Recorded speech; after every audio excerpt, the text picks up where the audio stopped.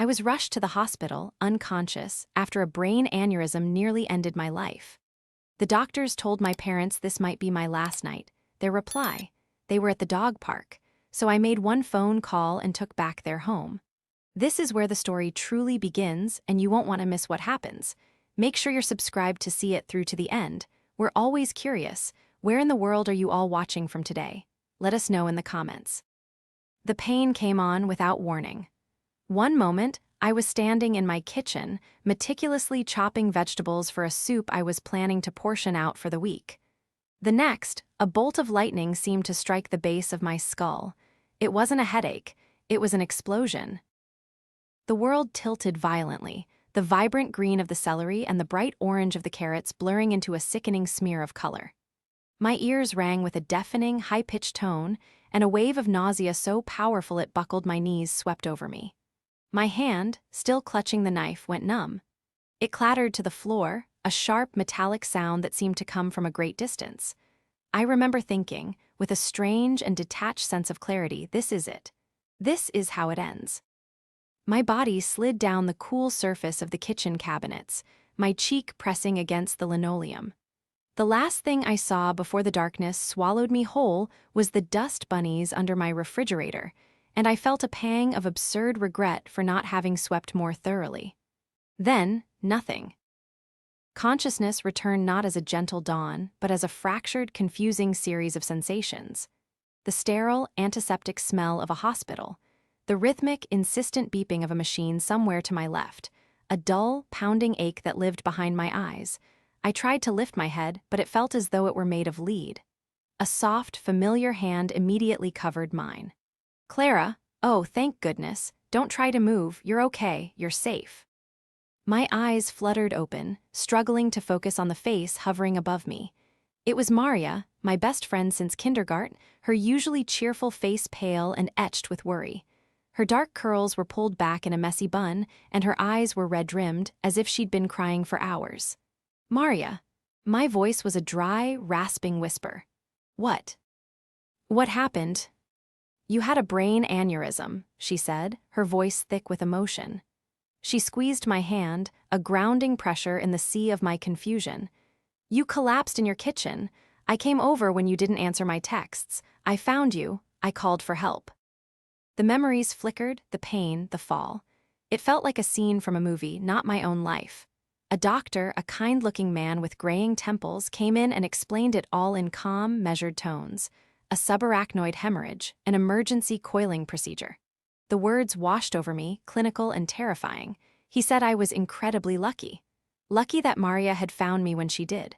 Lucky that the surgical team was so quick. Lucky to be alive. As he left, leaving Maria and me in the quiet of the private room, the full weight of it began to sink in. I had almost died. The thought was a cold stone in my stomach. A question, small and hesitant, formed in my mind. "My parents," I croaked, my throat still raw. "Do they know?" Maria's expression tightened. She looked away for a second, a flicker of something unreadable in her eyes before she forced herself to meet my gaze again. "I called them, Clara. The moment they got you into surgery, I called them." "And are they on their way?" I imagined them frantic, rushing from their home 3 hours away, their faces a mask of parental fear. It was the only image that made sense. Maria took a deep breath. The doctor, Dr. Evans, he spoke to them himself. He had to. He told them the surgery was high risk. He told them that you might not make it through the night, and if they wanted to see you, they needed to come immediately. Her words hung in the air, heavy and ominous. I braced myself for the next part, for the story of their panicked drive, their tearful arrival. But it didn't come. "Clara," Maria began, her voice dropping to a near whisper, "your mom said they couldn't." I blinked, certain I had misheard. The machines beside me continued their steady, rhythmic beeping, a stark contrast to the sudden chaos in my mind. "Couldn't? What do you mean they couldn't? Was there an emergency? Is Tessa okay?" Maria's eyes filled with a mixture of pity and rage. "Tessa is fine. They couldn't come because they were with Tessa at the dog park. Her new puppy was having its first socialization day." The words didn't compute. Dog park. socialization day. They were nonsense syllables, a language from another universe. The beeping of the heart monitor seemed to grow louder, faster, echoing the frantic thumping in my chest.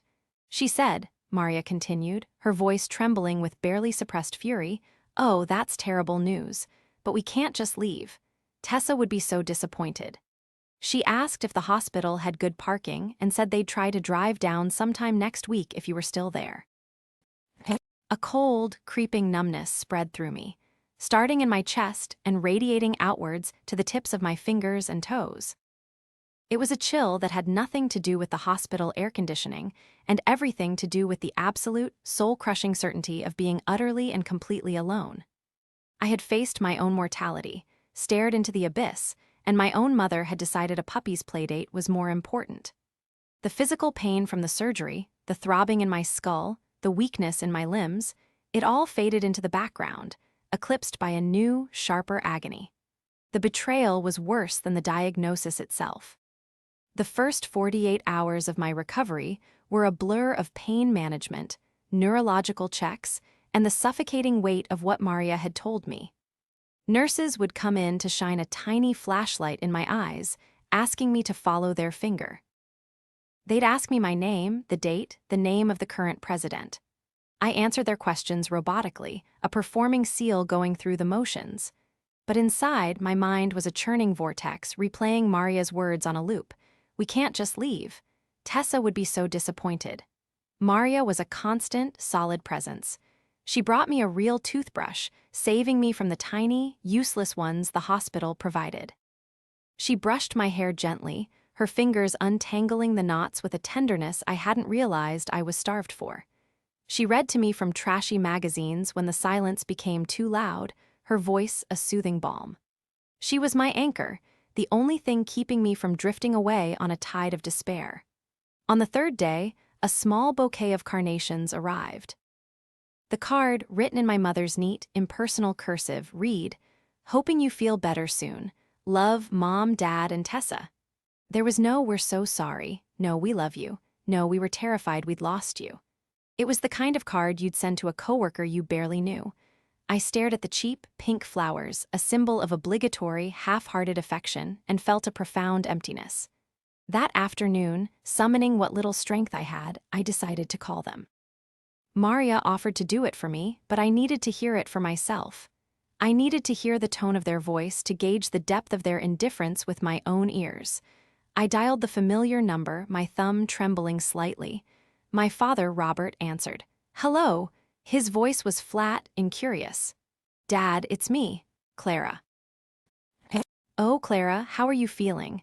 There was no surprise, no relief, just the same mild tone he used when asking if I'd gotten my oil changed. "I'm alive," I said, the word tasting like ash. "The surgery was successful." "Well, that's good news. That's very good news," he said, a little too brightly. "Your mother will be pleased to hear it. She's just in the other room with Tessa. They're trying to house-train the new puppy. Little monster peed on the antique rug." I closed my eyes. The puppy, of course. "Dad," I said, my voice low and tight, "the doctor told you I might not make it." There was a pause. I could hear faint, happy shrieks from my sister in the background, followed by my mother's indulgent laughter. My father cleared his throat. "Well, yes, doctors have to say those things, don't they? Prepare for the worst and all that. No sense in all of us getting into a panic, especially with Tessa being so sensitive." Tessa was sensitive. I, who had just had my brain sliced open, was apparently not. I could have died, Dad, alone. "Now, don't be dramatic, Clara," he said, his voice taking on a familiar, dismissive edge. "You weren't alone. You had that friend of yours, Maria. And we sent flowers, didn't we? Your mother picked them out herself." I felt a surge of cold fury. It was so potent it made my head throb. This was my father, the man who was supposed to protect me, telling me not to be dramatic about nearly dying. At that moment, something inside me shifted. The deep, aching hurt began to cool and harden, crystallizing into something else entirely. Something sharp and clear. "Put Mom on the phone," I said, my voice devoid of the emotion that had been strangling me moments before. He complied, and a few seconds later my mother's voice came on the line, brisk and impatient. "Clara, Robert says you're feeling better. That's nice. Listen, I can't talk long. Tessa's just about to try out the new agility course we built for the puppy in the backyard." "I see," I said, my voice dangerously calm. "I just wanted to let you know that I'm alive. I'm sorry if that's an inconvenience to your schedule." "Don't use that tone with me, young lady," she snapped. "We've been very worried." The lie was so bald-faced, so utterly transparent that I almost laughed. "Worried enough to drive to the hospital?" I countered. "Or just worried enough to send a $5 bouquet of carnations?" "We have responsibilities here." She huffed. "Tessa needed us. It's not all about you all the time, Clara. You're 29 years old. You should be able to handle a little hospital stay on your own." A little hospital stay. She said it as if I'd gone in for a routine checkup. The conversation was over. There was nothing left to say, nothing they could ever say that would fix this. They had made their choice. They had chosen a puppy over their daughter. "You're right, Mom," I said softly, and I could hear her preen, assuming I was capitulating. "I can handle it on my own."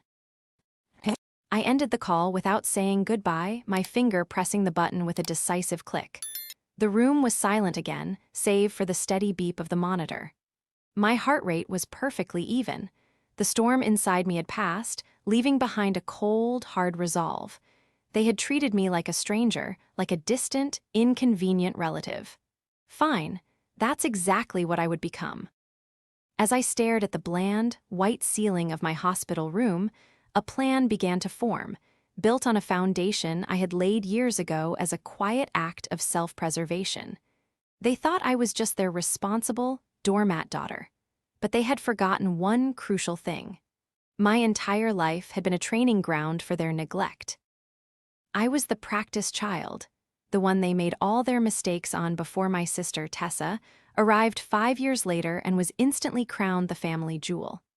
I was the responsible one, the quiet one, the one who never made waves. My role was to be the steady, boring backdrop against which Tessa's vibrant, exciting life could unfold, and I played my part beautifully.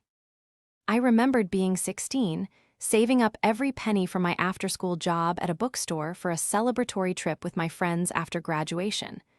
A week before we were set to leave, my mother, Brenda, sat me down at the kitchen table. Her face was arranged in a look of pained sympathy that never quite reached her eyes. "Clara, honey," she'd begun, "Tessa has been invited to an exclusive summer ballet camp.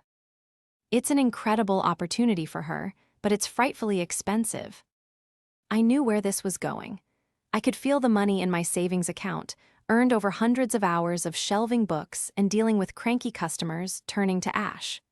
"Okay," I said, my voice small. "We just can't swing it right now," she continued, her hand patting mine in a gesture that was meant to be comforting but felt like a cage. "Your father and I were thinking, that trip of yours, is it really that important?" Of course, it wasn't. Nothing of mine ever was when weighed against a desire of Tessa's. I withdrew my savings, all $1,200 of it, and handed it over. I watched from the window as they drove Tessa to the bus station, my father, Robert, loading her expensive new suitcase into the trunk while my mother fussed over her hair. I spent that summer at home, listening to my friends' joyful stories from their trip, a hollow ache in my chest. Tessa came back 2 weeks later, complaining that the camp was boring and the other girls were snobs. My sacrifice wasn't even appreciated. It was simply expected. This dynamic only solidified as we grew older. I went to a state college, working 2 jobs to minimize my student loans. I chose a practical, stable career as a financial auditor, a profession that suited my meticulous, detail-oriented nature. Tessa, on the other hand, was encouraged to find her passion. This involved a series of expensive, short-lived hobbies funded by my parents and, increasingly, by me. There was the pottery phase, the artisanal soap-making phase, the equestrian phase. Each one left behind a trail of costly equipment and abandoned dreams. My parents, Brenda and Robert, were a perfectly matched pair of antagonists. Brenda was the active agent of my marginalization. She was sharp-tongued and deeply invested in appearances. Her love was transactional and entirely conditional, reserved for the daughter who made her look good. Her comments were always barbed, designed to remind me of my place. "Oh, Clara, another beige sweater. You should let Tessa take you shopping, teach you a little something about style." Or, "It's a shame you're always so busy with work." Tessa truly understands the importance of enjoying life. My father was, in some ways, worse. Robert's weapon was silence. He was a passive observer, a man who would rather swallow his tongue than create conflict. He saw Brenda's blatant favoritism, her casual cruelty towards me, and he did nothing. He would just offer a weak, apologetic smile and change the subject, leaving me to weather the storm alone. His inaction was a form of complicity that cut just as deeply as my mother's words. And then there was Tessa. My sister wasn't overtly malicious. She was simply a black hole of self-absorption. She had been raised to believe the world revolved around her, and she saw no reason to question it. She'd call me not to ask how I was, but to ask for money for a concert or a weekend trip, her voice full of the breezy entitlement of someone who has never been told no. "Hey, Clara, can you spot me a few hundred? I'm totally broke, and this music festival is a once-in-a-lifetime thing." The money was never paid back. It was never meant to be. Their collective focus, their great shared treasure, was the family home. It was a large, beautiful Victorian house that had been in my father's family for generations. It was their pride and joy, the symbol of their status. And they had made it abundantly clear that it was Tessa's future. "One day, this will all be yours, sweetie," Brenda would say, sweeping her arm across the living room, pointedly ignoring me standing right there. "You'll raise your own family in this house." They spoke about it not as a family asset, but as Tessa's rightful inheritance. They were just its current caretakers. Their interest wasn't in the memories held within its walls, but in its monetary value and the legacy it would provide for their favored child. I was just a temporary resident, a long-term guest in my own childhood home. But I knew something they didn't. I knew who really controlled those walls. Lying in that sterile hospital bed, I felt a strange sense of clarity. The fog of hurt and confusion had lifted, replaced by a quiet, humming resolve. The years of being the family's emotional and financial shock absorber were over. My near-death experience wasn't an ending, it was a catalyst. It had given me the one thing I'd never allowed myself before: permission. Permission to put myself first. Permission to sever the ties that had been slowly strangling me. My shift from passive victim to active strategist began not with a bang, but with a simple request. "Maria," I said, my voice stronger than it had been in days, "can you get my laptop from my apartment, and my work briefcase?"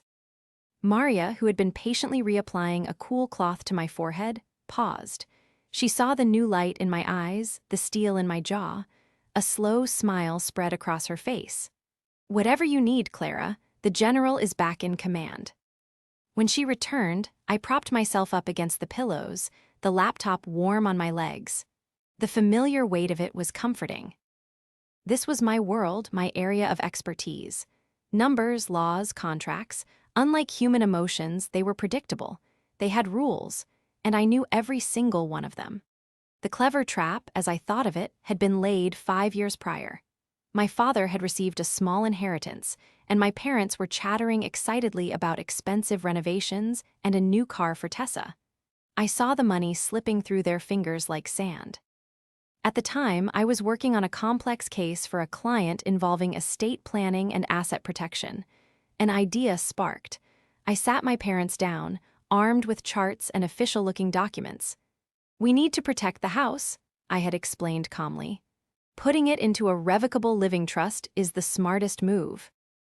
It avoids probate, gives us tax advantages, and protects it from potential creditors." Their eyes had glazed over at the mention of probate and creditors.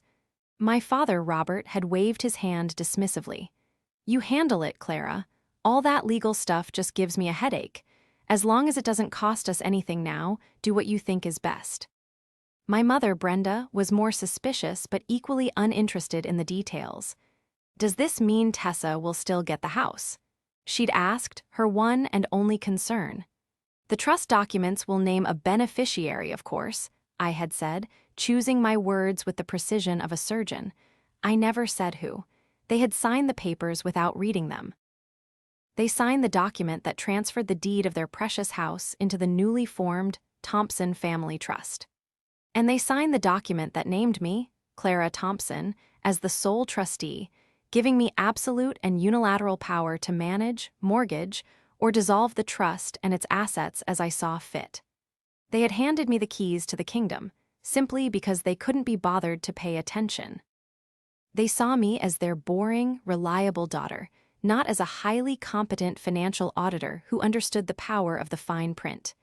Now, from my hospital bed, I opened my email and composed a message to my personal lawyer, a man named Mr. Davies who I had on retainer. The subject line was simple: action required, dissolution of Thompson Family Trust. The body of the email was just as direct: Mr. Davies, please begin the process of immediately dissolving the Thompson Family Trust, of which I am the sole trustee.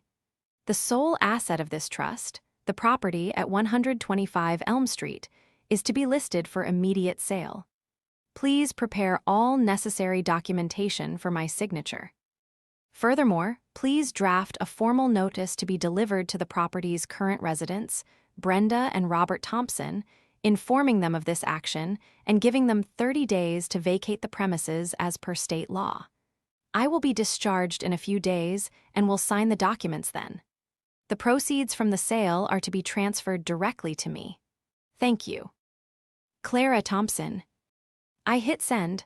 A profound sense of peace washed over me. It was done. The first domino had been pushed.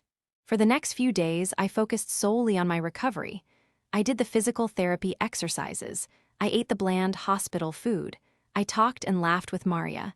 And I did not answer a single one of the perfunctory, once daily, "How are you?" texts that came from my mother's phone. I was building a wall, brick by brick, and my silence was the mortar. A week after my surgery, I was discharged. Dr. Evans was pleased with my progress, calling my recovery remarkable. He gave me a long list of instructions for rest and follow-up appointments. As Maria helped me pack my small bag, she asked the question hanging in the air: "Are you sure you don't want to go to your house? Your own bed must be calling your name." "It's not my house, Maria," I said, my voice even. "And it's not theirs anymore, either. Can I stay with you for a little while?"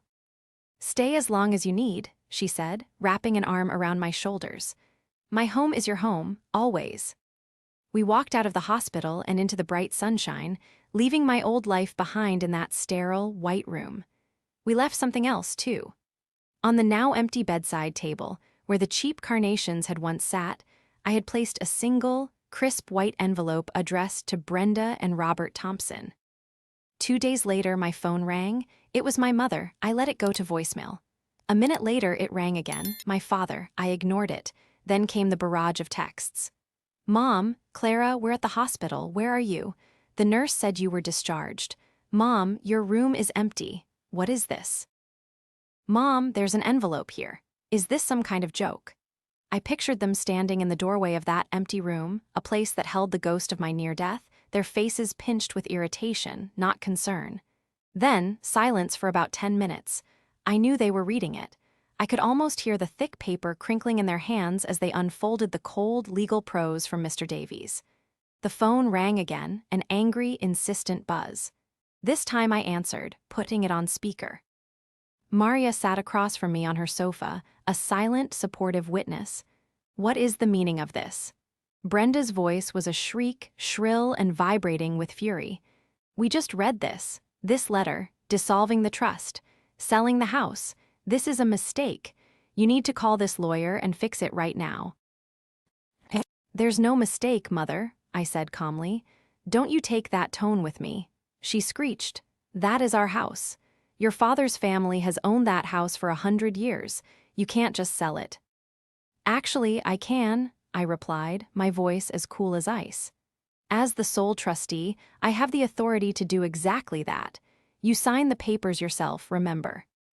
There was a sputtering on the other end of the line. "We didn't know what we were signing. You tricked us." "I didn't trick you," I corrected her. I presented you with a sound financial strategy. You simply couldn't be bothered to read it. You were too busy. Just like you were too busy to come to the hospital when I was dying." The line went silent for a beat. The truth of my words, stark and brutal, had finally landed. My father's voice, trembling and weak, came on. "Clara, honey, this isn't fair. We were just trying to keep Tessa calm. You know how she gets." "And what about me, Dad?" I asked, my voice dangerously quiet. "Did anyone think about keeping me calm? Or did you all just assume old, reliable Clara would pull through? And if I didn't, well, that would be one less problem to worry about." "That's not true," he stammered, but his voice lacked conviction. "This is what you get for being so ungrateful." Brenda snatched the phone back, her voice dripping with venom. "After everything we've done for you, we raised you, we fed you, we gave you a roof over your head, a roof you are now trying to sell out from under us." I almost laughed. "A roof I am selling, yes. The ingratitude, however, is all yours. You have 30 days to find a new place to live. I suggest you don't waste time arguing with me. The clock is ticking." I hung up the phone, the click echoing in the quiet apartment. The silence that followed wasn't heavy or sad. It was light. It was the sound of freedom. The next few days were a predictable storm of desperation. They tried everything. First came the threats. My mother left a string of furious voicemails, promising to hire a lawyer to sue me, to tell the whole family what a horrible, monstrous child I was. I saved them all. Mr. Davies had already assured me they didn't have a legal leg to stand on. Their signatures on the trust documents were ironclad. Their blustering was just noise. When the threats didn't work, they switched to emotional manipulation. My father started calling, his voice thick with fake tears. "Clara, your mother is a wreck. She can't eat, she can't sleep. You're destroying her. How can you be so cruel to your own family?" "The same way you were all cruel to me, Dad," I'd reply, my voice unwavering. "By being indifferent. You're not upset that I almost died. You're upset that there are consequences for your neglect." The most pathetic attempt came from Tessa. She called me, whining. "Clara, this is so unfair. Mom's crying all the time. Where are we supposed to go? What about Barnaby?" "Barnaby?" I asked, confused. "My puppy. You know Barnaby. We built him an agility course in the backyard. He loves that yard. You can't just take his yard away." I was speechless. She wasn't worried about her parents or the roof over their heads. She was worried about a puppy's play area. A puppy whose socialization day had been deemed more critical than my life. It was the most perfect, damning crystallization of my entire family dynamic. "Tessa," I said, a sense of finality washing over me. "The world is full of dog parks. I'm sure you'll find another one." I hung up before she could respond. The final confrontation happened a week before they were due to move out. My mother called, her voice stripped of its usual fire. It was low, pleading, and somehow more repulsive than her anger. "Clara, please," she whispered. "We'll do anything. We're sorry. We'll make it up to you. Just don't do this. Don't make us homeless." I took a deep breath. It was time for the final ledger. This wasn't about shouting or anger anymore. It was about laying out the cold, hard facts. This was the irrefutable proof they could no longer ignore. "Do you have any idea how much of your life I've been funding, Mom?" I asked quietly. "Let's build a case, shall we? I'm an auditor. It's what I do." She was silent, so I continued. "Let's start with Tessa's artisanal soap-making phase. Do you remember that? The $2,000 for imported lye and organic oils that you borrowed from me? Or the $5,000 for the equestrian lessons and equipment because she saw a movie and decided she wanted to be a show jumper for a month? That was my bonus that year. The bonus I was going to use for a down payment on my own apartment. We were going to pay you back." She started weakly. "No, you weren't," I cut her off. "Just like you never paid me back for the 3 times I covered the mortgage on the house when Dad's consulting business had a slow quarter. That's $12,800, by the way. Or what about the constant $500 here, $1,000 there for Tessa's music festivals, her weekend trips, her designer clothes? Over the last 5 years alone, I have quietly funneled over $50,000 into that household. $50,000 that you took, that you expected, without a single word of thanks. You weren't just neglecting me emotionally, you were bleeding me dry financially. I could hear her sharp intake of breath. She had never seen it laid out like that. To her, it was just asking Clara for a little help. I have every receipt, I said, my voice like stone. Every bank transfer, every canceled check. You talk about the house as if it's your birthright, but the truth is I've been paying for it for years. I was just too quiet and too responsible for you to notice. I was the golden goose, and you were all too busy admiring the golden child to realize it. But the night you chose a puppy over my life, the goose got wise. The goose flew the coop, and she's taking her golden eggs with her. There was nothing but stunned silence on the other end. The spell wasn't broken for them. They were incapable of that kind of self-awareness. But for me, stating the truth out loud, accounting for every last cent of their selfishness, was the final, liberating act. The sale of the house closes next Friday, I said. The new owners are very eager to move in. I wish you the best of luck in your future endeavors. I ended the call. The silence in Maria's apartment was absolute, and in that silence I felt the last chain break. I was finally, completely, and gloriously free. The call came from my Aunt Carol, my father's sister.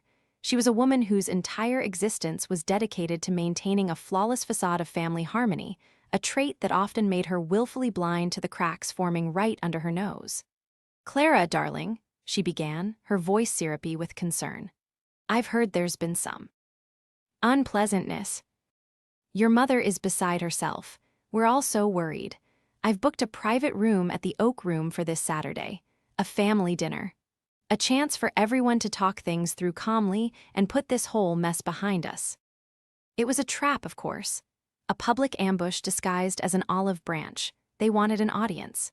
They believed that in front of extended family, I would shrink under the pressure of maintaining appearances, that I would fold and capitulate to their demands. They thought they knew my playbook. They had no idea I had written a new one. "I'll be there, Aunt Carol," I said, my voice pleasant. A wave of relief washed through her voice. "Oh, wonderful, I knew you'd see sense. We're family, after all." When Saturday arrived, Maria helped me get ready. I didn't choose a power suit or a dress of mourning. I chose a simple, elegant navy blue dress. It was the dress I had bought for myself a year ago, a quiet celebration of a promotion I'd never bothered to tell my family about. It was a dress that made me feel like myself, calm, competent, and confident. "Are you sure you want to do this?" Maria asked, her brow furrowed with worry as she stood in the doorway. "You don't have to." "I know," I said, turning to face her. "But this isn't for them. It's for me. It's the last chapter. I need to be the one to write it." I picked up a slim leather portfolio from my desk. Besides, I'm coming prepared. We walked into the private dining room at the Oak Room together. The long table was already mostly full. My aunts, uncles, and a few cousins were making strained small talk. At the head of the table sat the trio, Brenda, Robert, and Tessa. They had positioned themselves like a tribunal. My mother gave me a look of triumphant fury, my father a weak, pleading glance. Tessa was just scrolling on her phone, looking bored. The moment they saw Maria, my mother's face soured. "This is a family matter, Clara," she said, her voice sharp. "Maria is my family," I replied smoothly, taking a seat directly across from them. Maria sat beside me, a silent pillar of support. The meal was excruciating. Aunt Carol chattered nervously about the weather and a recent trip she'd taken, desperately trying to fill the oppressive silence. My mother made passive-aggressive comments under her breath. "Some people have no respect for their elders," she muttered, loud enough for the whole table to hear. "No gratitude for the sacrifices made for them." My father just stared at his plate, pushing a piece of asparagus around with his fork. Finally, as the dessert plates were being cleared, my mother slammed her hand on the table, making the silverware jump. "All right, let's get this over with," she announced, her eyes locking onto mine. "Clara, this ridiculous, selfish tantrum has gone on long enough. You have embarrassed this family. You will call off this sale, you will dissolve your relationship with that shyster lawyer, and you will apologize for the pain you have caused your father and me." The table went silent, all eyes were on me. This was the moment they had been waiting for. They expected me to cry, to argue, to defend myself. I did none of those things. I calmly opened the leather portfolio I had placed beside me. "I'm glad you brought that up, Mom," I said, my voice resonating clearly in the quiet room. "Since you've all been kind enough to gather, I thought it would be a good opportunity to provide some clarity on the situation. I find that numbers often tell a story more clearly than words." I slid a single-page document across the table to my Uncle Mark, who sat at the midway point. "Mark, could you pass that down?" I had printed 15 copies, one for everyone. It was a simple, one-page summary, a balance sheet of my relationship with my parents. On the left side, under the heading Contributions to Household, I had listed in stark, black and white print the major financial outlays I had made over the last 5 years. The mortgage payments I had covered, the loans for Tessa's failed business ventures, the endless stream of cash for her whims. The total at the bottom was a staggering $54,250. On the right side, under the heading, The Precipitating Event, I had written a simple timeline. Date, October 12th. Event, Clara Thompson admitted to ICU with critical subarachnoid hemorrhage. Time of call, 7:15 p.m. Doctor's prognosis, she may not survive the night. You need to come now. Parental response, we can't. We are at the dog park with Tessa. Her puppy is having a socialization day. A collective gasp went through the room as people read the page. My Aunt Carol's hand flew to her mouth. Uncle Mark stared at the paper, then at my father, his expression turning from confusion to disbelief. Brenda's face went from pale to a deep, blotchy red. "How dare you? This is private family business. You're airing our dirty laundry." "You made it my business when you treated me like an ATM," I countered, my voice still level. "And you made it my business when you decided my life was worth less than a puppy's playdate. This isn't dirty laundry. This is a ledger. And it shows a family that has been taking from me my entire life, emotionally and financially, and who, when I was on the brink of death, couldn't be bothered to drive 3 hours to be by my side." "We were worried about Tessa." My father finally piped up, his voice cracking. "She's sensitive." And I wasn't. I looked him dead in the eye, and for the first time, he flinched. "I was unconscious and bleeding into my brain, Dad. Was I not sensitive enough for you then? Or was I just the responsible daughter you could always count on to not be a bother, even in death?" Tessa, finally looking up from her phone, chimed in with breathtaking ignorance. "It's just money, Clara. You've always been weird about money. And you're fine now, so what's the big deal?" That was it, the final, perfect summary of their entire worldview. My Uncle Mark, a quiet man I'd always liked, slowly folded the paper and placed it on the table. He looked at his brother, my father. "Is this true, Robert?" "The dog park, is that true?" My father couldn't meet his eyes. He just stared at his water glass, his silence a deafening confession. A wave of disgust washed over the room. The tide of family opinion, which my mother had been so sure she could command, had turned against her in an instant. She had wanted a public stage, and she had gotten one. It was just a different play from the one she had cast. I stood up, Maria rising with me. I looked at my mother, my father, and my sister, 3 strangers sitting at the head of a table, their faces masks of shock and fury. They were no longer my burden. "For my entire life," I said, my voice clear and steady, "I have put your needs, your wants, and your comfort above my own. That ends tonight. The house will be sold. The proceeds will repay a small fraction of what I am owed. You wanted me to handle it, Dad, and I have. This is me handling it." I turned and walked out of the room, Maria's hand protectively on my back. I didn't look back. I didn't need to. I could feel the weight of their ruin behind me, and ahead of me, for the first time in my life, there was only lightness. The 30 days passed. The sale of the house closed without a hitch. Mr. Davies, true to his profession, was ruthlessly efficient. The new owners, a young family with 2 small children, were eager to move in and fill the old house with new, happier memories. The substantial sum of money was wired to a new bank account I had opened, an account to which only my name was attached. I heard about the aftermath in bits and pieces from Aunt Carol, who now called me in a completely different tone. one of hushed respect and pity for my former situation. My parents and Tessa had been forced to move into a small, two-bedroom apartment in a dreary complex on the outskirts of town.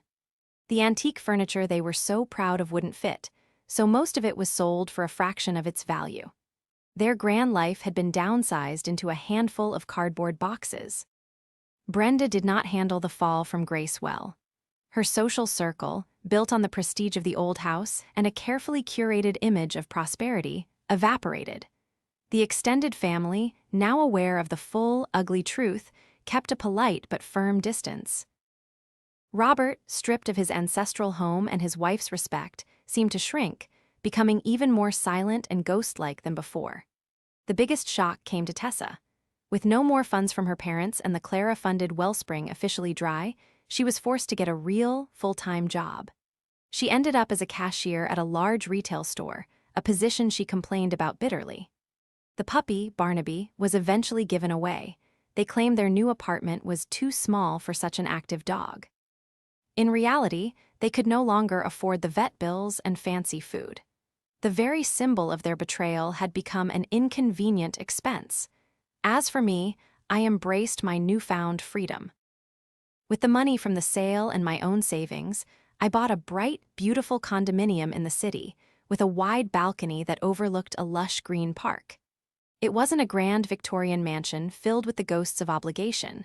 It was smaller, newer, and entirely mine. The first thing I bought for it was a comfortable armchair where I could sit and read for hours, uninterrupted.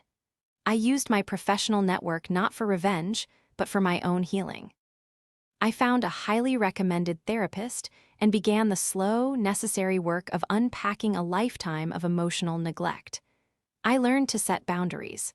I learned that no was a complete sentence. I learned to distinguish between what I owed others and what I owed myself. One afternoon, about 6 months after the dinner at the Oak Room, I was sitting on my balcony with Maria, sipping iced tea. My phone buzzed with a text from an unknown number. "This is Brenda. Your father is not well. We need help."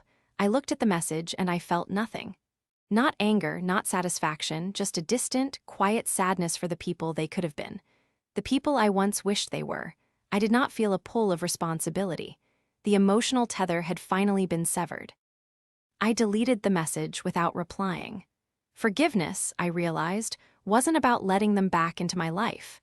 It was about accepting that they would never be the family I needed and letting go of the anger so that it no longer poisoned me. My justice wasn't in their suffering, it was in my peace. Maria looked at me, sensing the shift. "Everything okay?" I smiled, a genuine, unburdened smile that reached my eyes. "Everything is perfect."